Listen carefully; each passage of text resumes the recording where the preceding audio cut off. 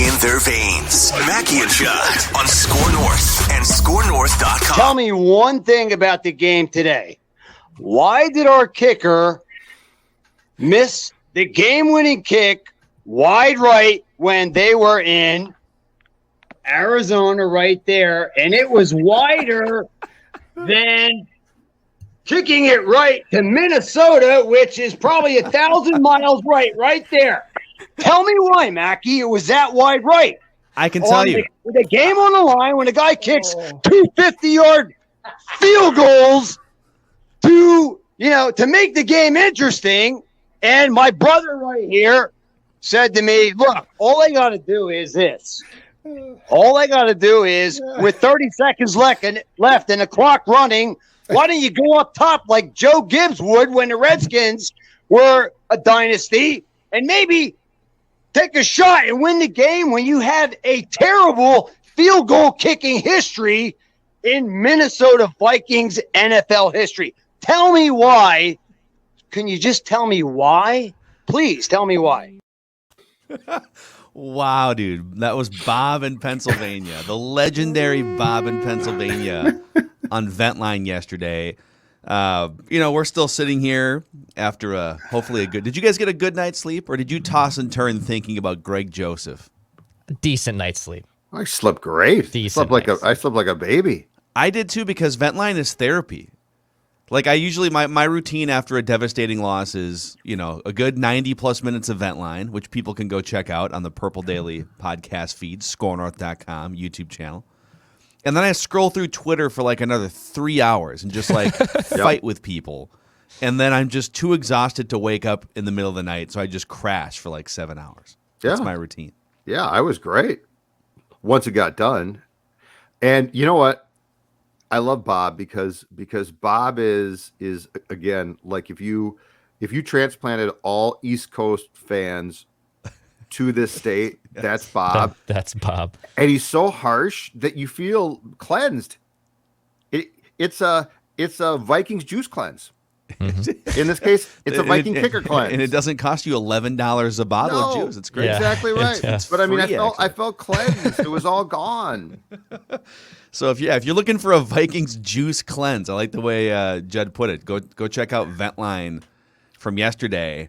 Let's get into statements, boys. Monday statements, a staple here on Mackey and Judd, daily Minnesota sports entertainment.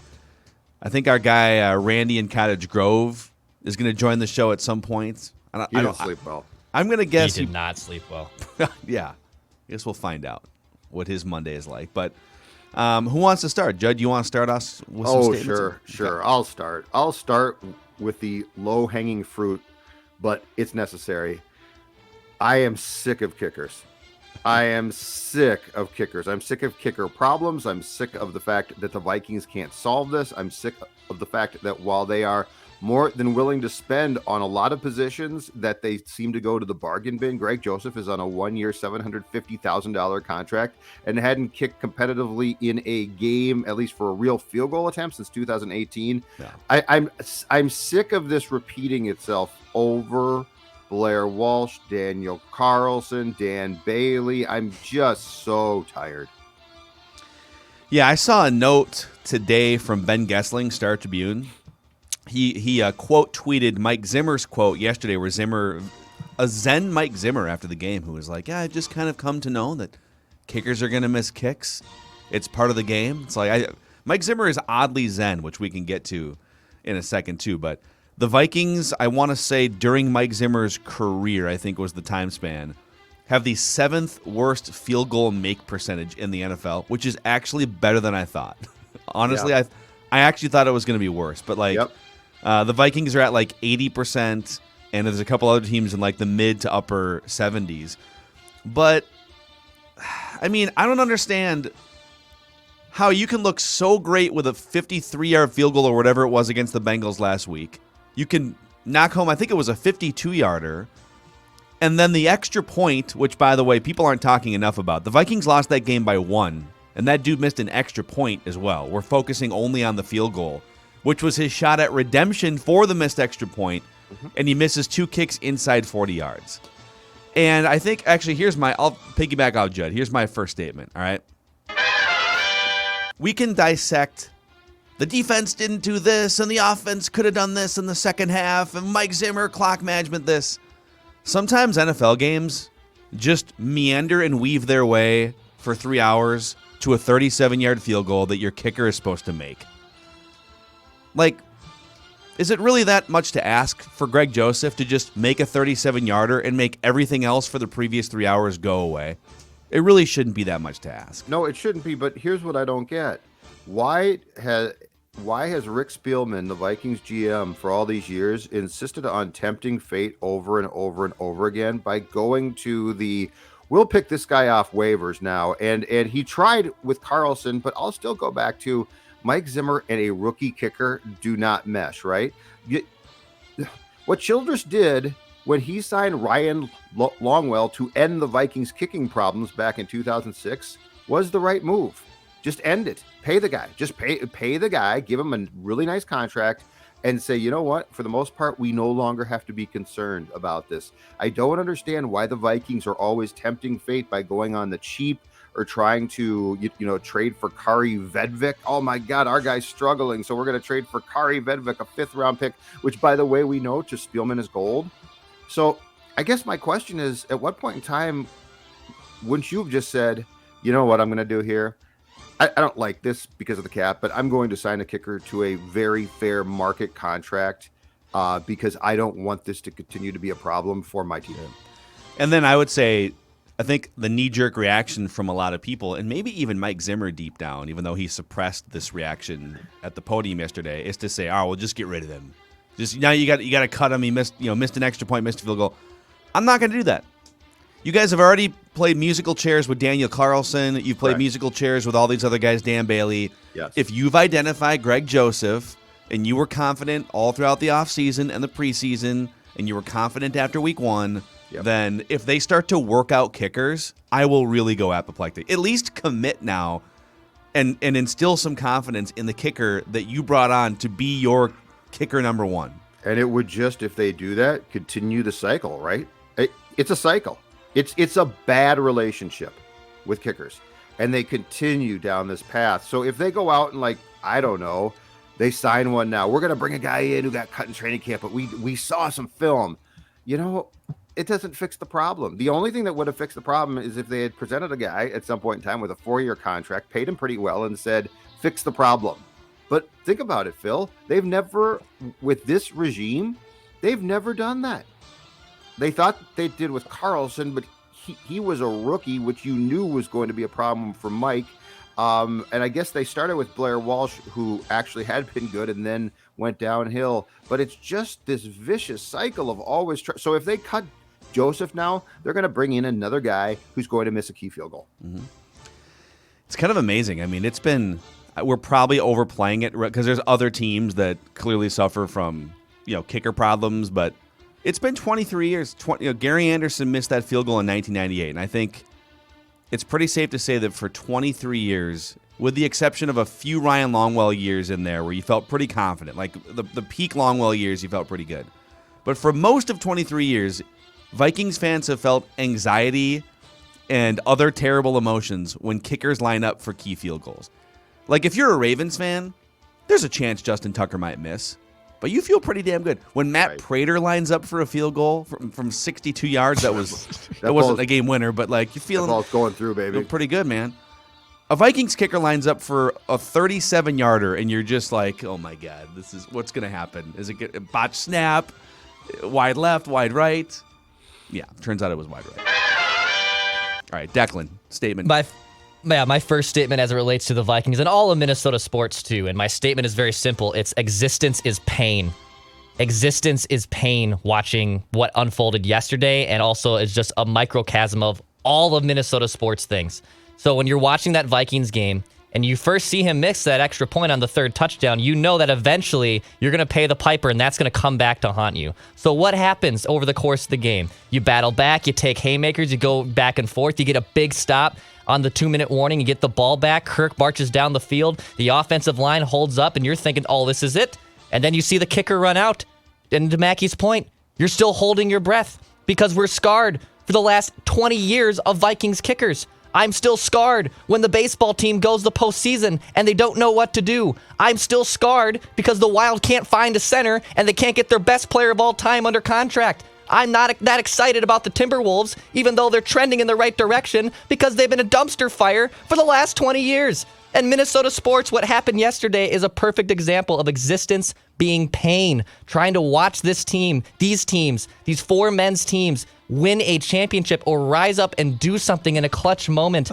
And I know we're overreacting, but that's the fun part. But to me, this existence is pain trying to watch this unfold week in and week out. I just like that your pain went to more of like a macro level yesterday. It wasn't just like, oh my God, how are they not winning this game? It was like your pain seeped into like your entire life as a Minnesota sports fan. That's what it felt like to me.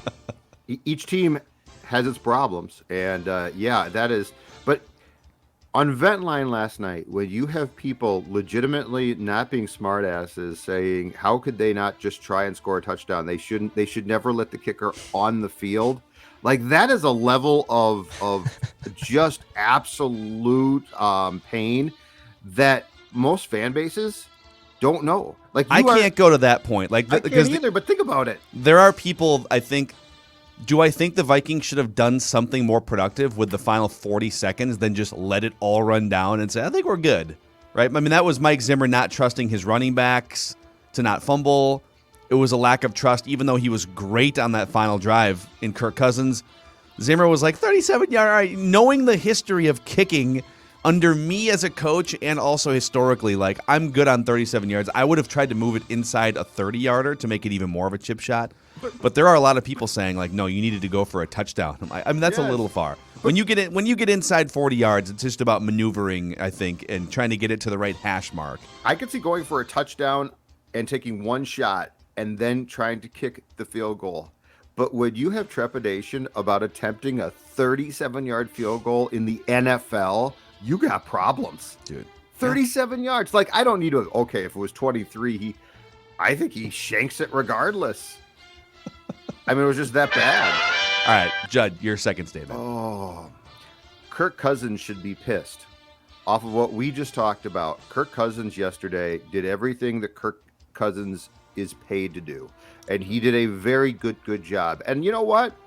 Against the Bengals, statistically, I thought he was good, but I thought there was more he could have done.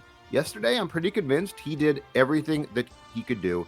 He did a great job of distributing the ball to Osborne and Thielen and Jefferson.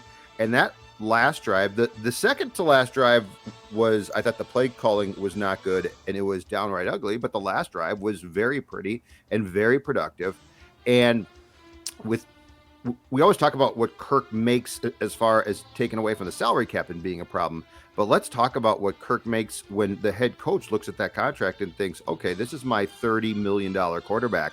He needs to be allowed to, when he's playing this well, take a shot, right? Take a shot. And to allow that time to tick off the clock down to 4 seconds like it was Case Keenum and you don't trust him, totally flies in the face of how Kirk played in that game. And if I was Kirk, I'd be pissed. I would have wanted an opportunity with the weapons that I had, right or wrong, to take a chance, to take a shot, to try and score a touchdown, dagger it, end the game.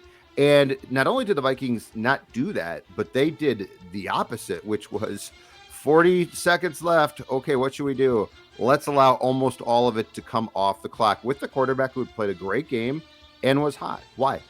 Yeah, I don't advocate for just like lobbing passes into the end zone when you're inside a 40-yard field goal. Mm-hmm. To me, the risk reward there, you're supposed to make that field goal. So let's make sure that we pin that on the wall there, that you're supposed to make that field goal. I agree with your overall point, though. Kirk was mostly excellent in that game. Mm-hmm. The first half, he jumps out, boom, play action. Second play of the game, 64-yard pass to KJ Osborne. On the final drive, he had 4 big completions, including that 3rd and 10 to Adam Thielen. Game totally on the line. They know you're going to throw. You can't run play action. Those are the situations that historically and statistically he is terrible in. And he rose above and was really good on that final drive, and he did what he was supposed to do. He should have gotten credit for a successful fourth quarter comeback. He only has 2 as a Viking, And there's a few that the defense has either given away or, in this case, a kicker gave away. Now, that happens to all the other quarterbacks as well that try to get fourth quarter comebacks. But he deserved more. Kirk Cousins deserved more than he got yesterday because of Greg Joseph missing that kick. If I am Kirk Cousins and I am paid like Kirk is, and there's 41 seconds left on the clock, and my coach gets in my ear and says, we're going to allow the clock to wind down, I'm pissed off. I'm not saying that he should have been allowed to throw an irresponsible pass, but my God, he is at that point in time leading a super impressive drive. There's other options as far as plays go. I would want at least a shot at another play before we call that timeout. And instead, again, he got treated like he was a rookie quarterback who you didn't trust. And that's the fundamental part of the problem, in my opinion, in the relationship that exists on the field between Mike Zimmer and Kirk Cousins. Yeah, so in that moment, Mike Zimmer isn't thinking, oh, Kirk looks pretty good on this drive. He's thinking, okay, Dalvin fumbled last week in a similar situation. Kirk usually is overwhelmed. And you could even reference the previous drive where they went 3 and out, and he throws a weird check down on 3rd and 7 to Amir Abdullah. Yep, that's bad. So Zimmer's thinking about, okay, well, it was 5 minutes ago he looked overwhelmed, and the offensive line also regularly looks overwhelmed in these exact situations. It's a miracle that we've made it inside, a 40-yard field goal. And so I think, again, I'm not justifying it. I see what Mike Zimmer was thinking, but there has to be something, to your point, more productive that you can do with those 40 seconds. Even running the ball. Is there something you can do? Can you run the ball to the exact middle of the field for 3 yards even and make it a 34-yarder from the exact point that Greg Joseph wants it to be, But in Kirk's defense, Kirk was playing well enough and was doing a lot of the things that we've asked for, where he should have been given that opportunity, not okay, guy, thanks a lot, you've done a real nice job. Now, that's my problem, is we rip, and I think we're right, we rip Kirk for a lot of things, but that was one where I will defend Kirk and say, okay, when he's playing like that, at least allow the ball to stay in Kirk's hands for one more play, as opposed to, again, he was being treated like, hey, you're an okay QB. When you're playing that well and that drive looks that good, the lack of trust, and the other problem too is this one, Clint Kubiak. Okay, if you have an OC that Mike trusts for sure, he's probably in Mike's ear, being like, let's do this, let's do. This was clearly a Zimmer orchestrated. I don't really trust the quarterback, and the OC is 34, and I'm not sure I trust him, and so we're just gonna do the real safe thing here. But why did his in his trust power rankings in that moment? Why did we're good to run the kicker out without trying to gain extra yards rank higher than all the other things? That's my think about that. It's so weird. All right, think about what you just said. On Mike Zimmer, here's my next statement. Presented by Federated. Federated's here to give you frontline protection and risk management tools if you're a business owner out there. They're here to protect your bottom line, and they're here to protect your employees, or at least help you protect your employees. Find out more about all the resources and people and tools that Federated provides at federatedinsurance.com. And remember, at Federated, it's our business to protect yours. Mike Zimmer is a defensive coordinator, and a struggling one at that. So, do you guys ever watch Bar Rescue with John Taffer? We've talked about Bar Rescue before, right? Love Bar Rescue. Love John Taffer. One of my favorite shows. It's always on Sunday nights, during the non-football season when there's not amazing games like Chiefs-Ravens. I'm a binge Shark Tank and binge Bar Rescue kind of a guy on Sunday nights. And one of the themes that comes back, like every other episode, John Taffer will barrel in and he'll meet an owner of a bar that loves to sing or something, right? They love to do something. They own the bar, but I'm a singer. I'm a karaoke singer, and this is my karaoke bar, and I'm up, and they're singing, and everything else in the bar is crumbling, right? The service sucks, the management is terrible beneath the owner.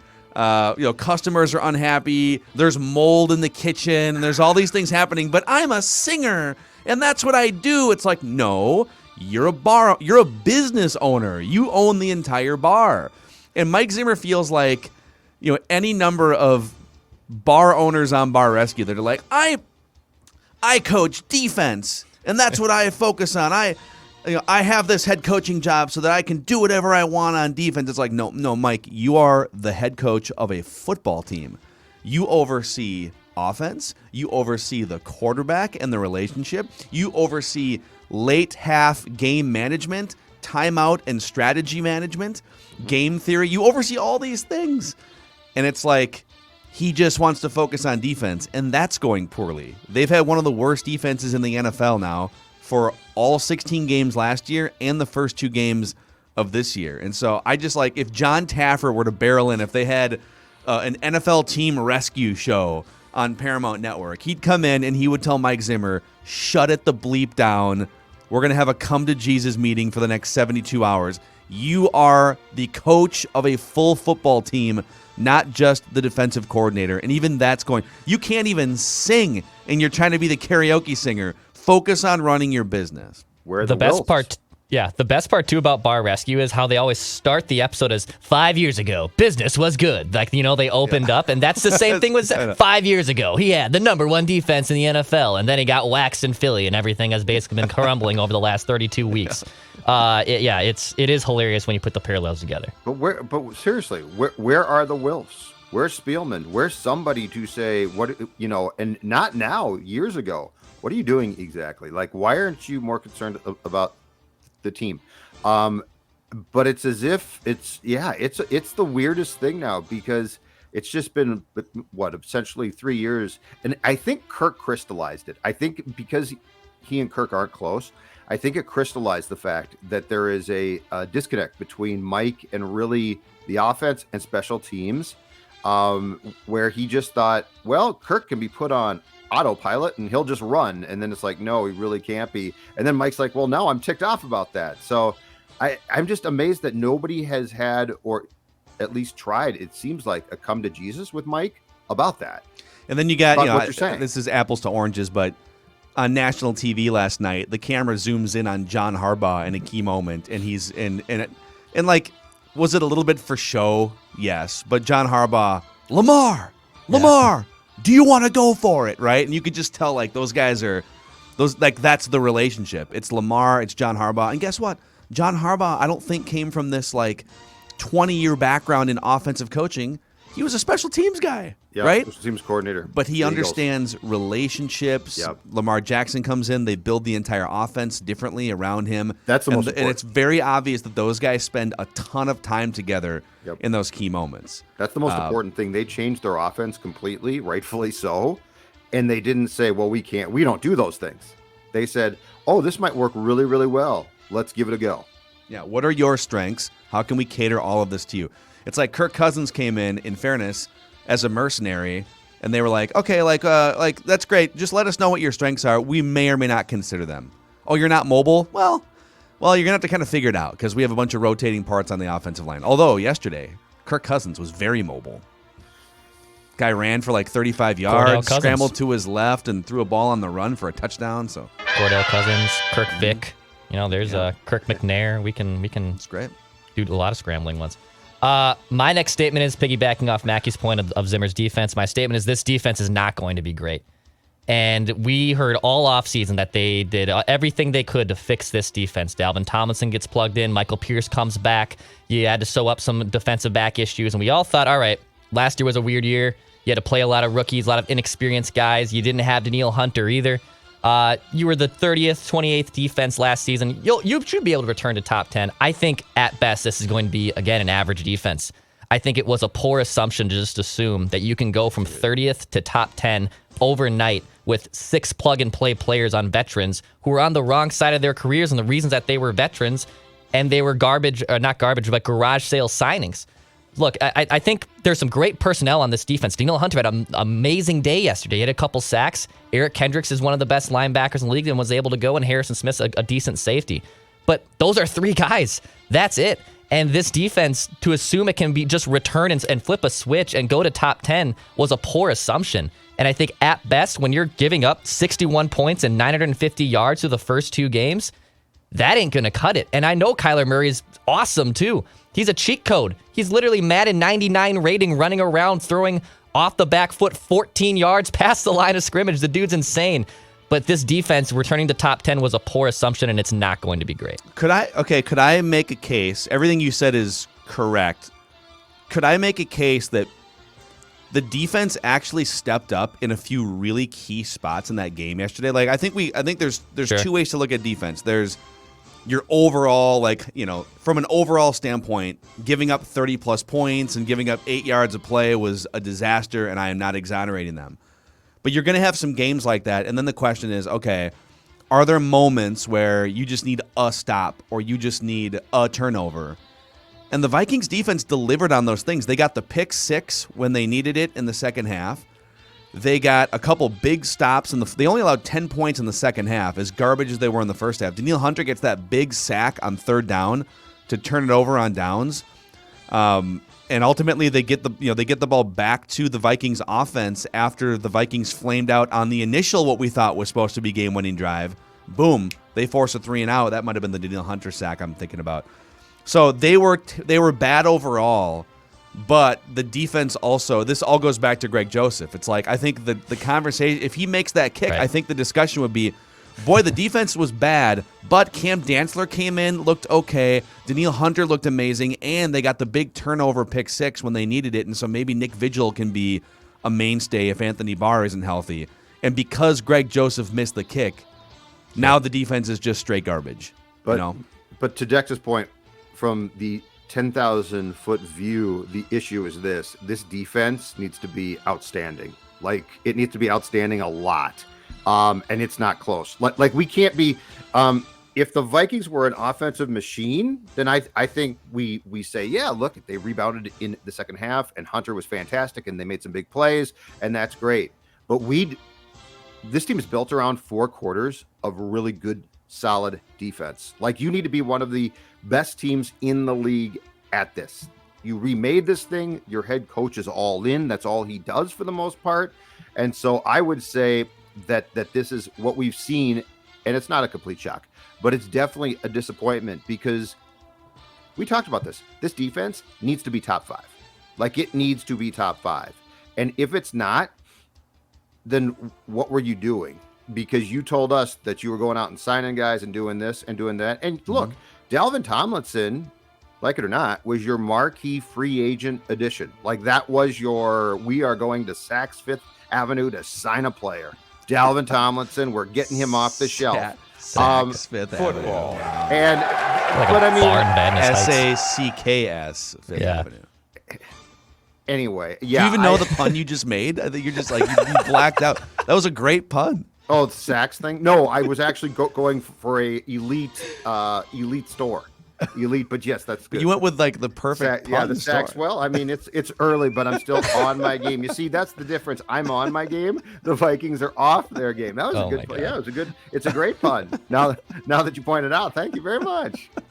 Yeah, I mean, a lot of people did a victory lap. You know, I don't want to have a Kirk Cousins contract discussion on this episode because he did his job yesterday. But a lot of people did a victory lap. I feel like Vikings Twitter, Vikings media, a lot of fans. You know, you guys said that they couldn't sign any players. Look at all the players they signed. Right. Well, I mean, they went to the used DVD bin. Patrick Peterson might be a Hall of Famer, but what's he done the first 2 weeks? Yeah.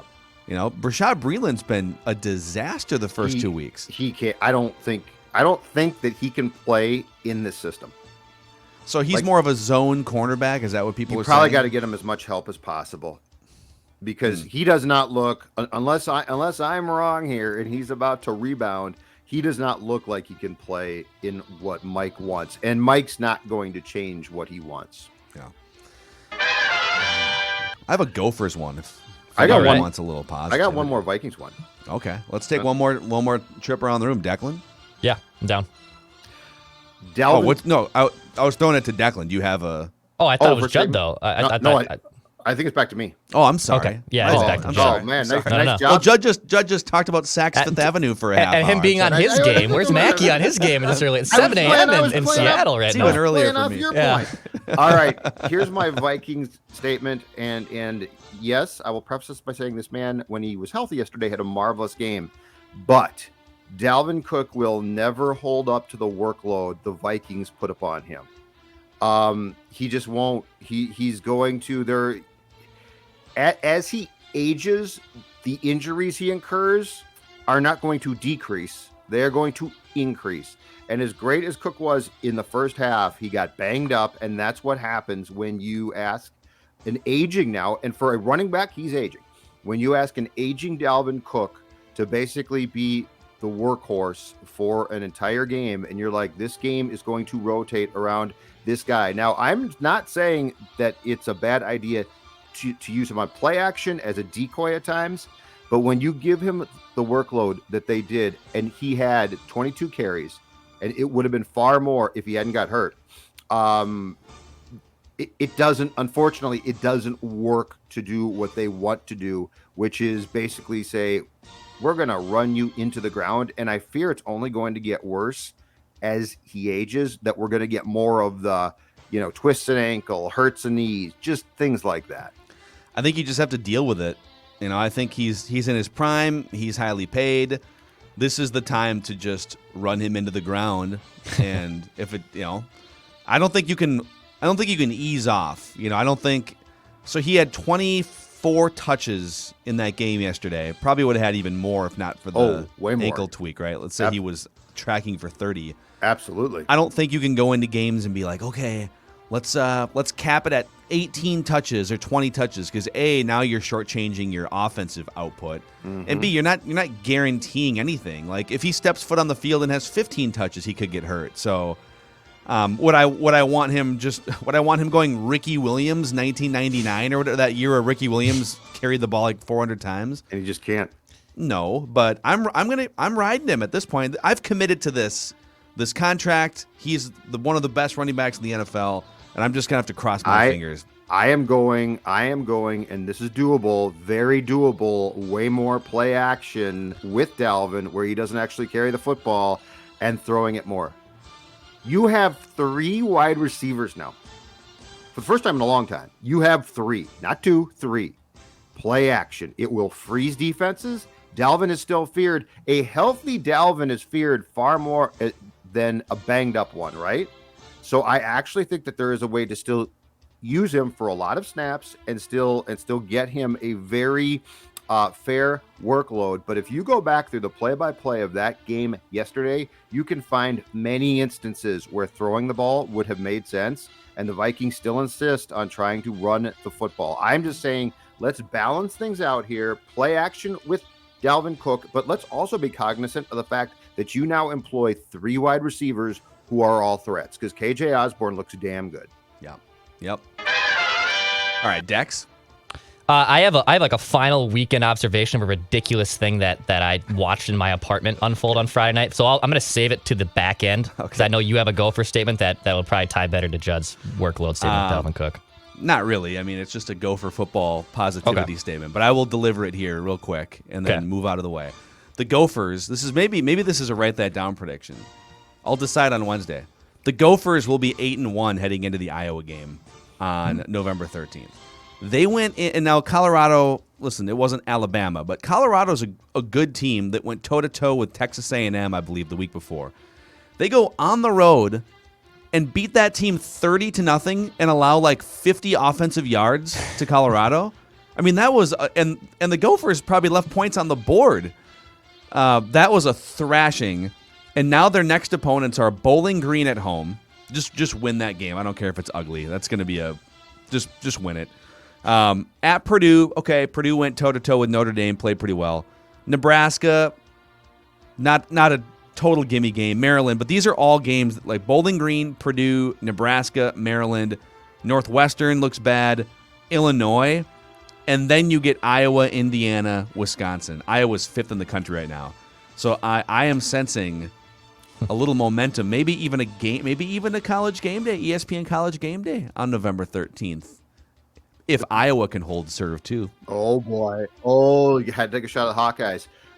You know what intrigues me now? The Purdue game. Yeah. Purdue game, because I'm used to Purdue being garbage, it feels like, for the most part. And Purdue would be tough. But that was impressive. Just quickly, Dex, before you go, to piggyback off of your Gopher statement, here's mine. The Gophers should never, ever, ever, ever, ever again play a non-conference game against a Pac-12 team on the road. Lest the Pac-12 network shows that game, I had to watch it in non-HD. Doogie had to come to my house to watch it because he couldn't find a bar with Pac-12. Dude, I am in Pac-12 country. Get this. I'm in Pac-12 country.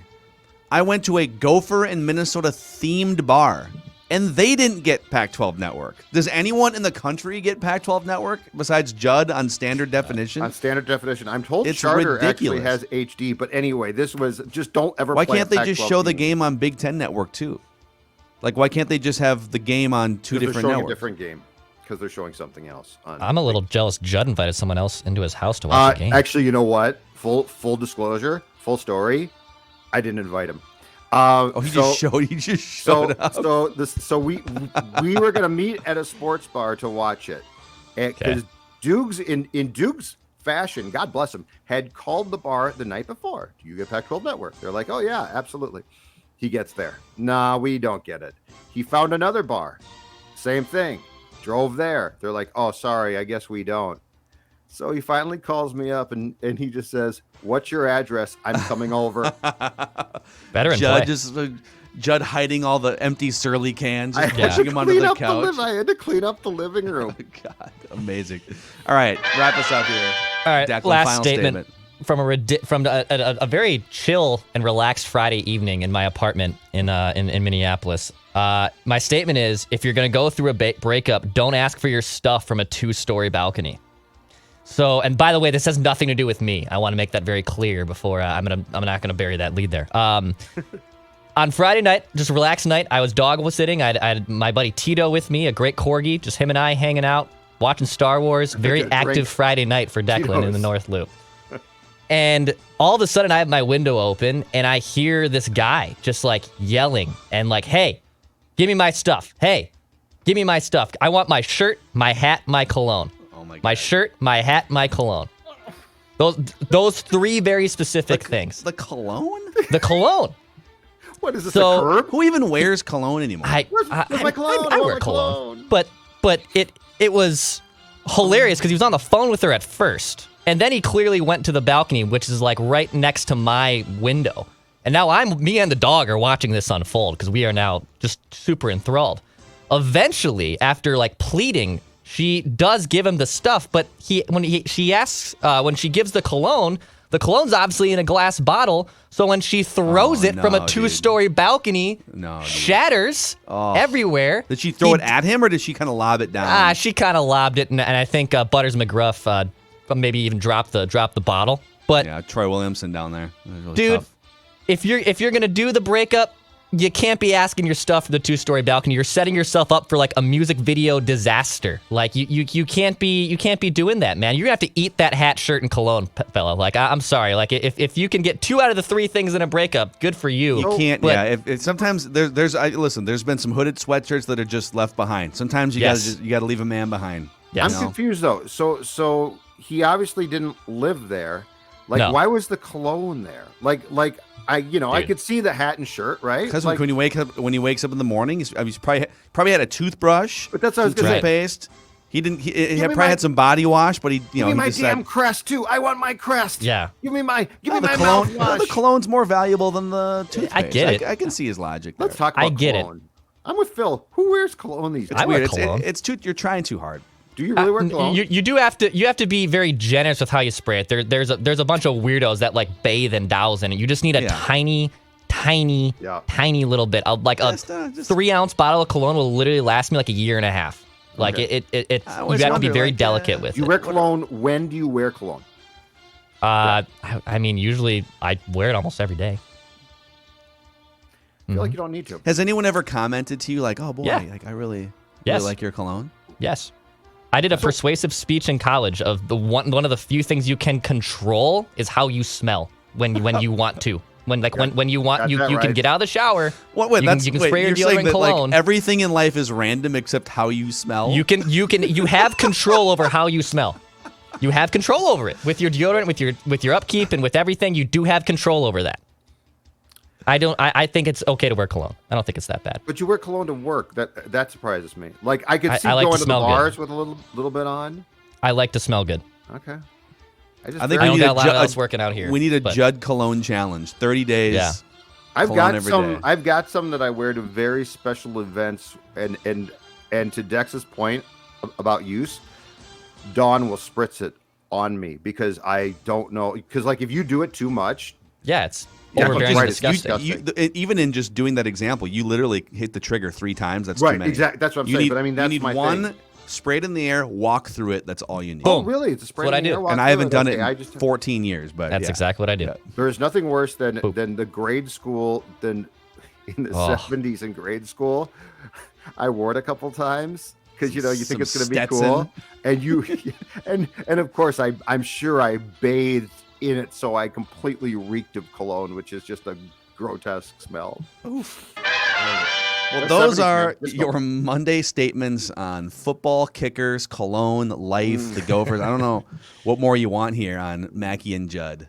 Daily Minnesota sports entertainment.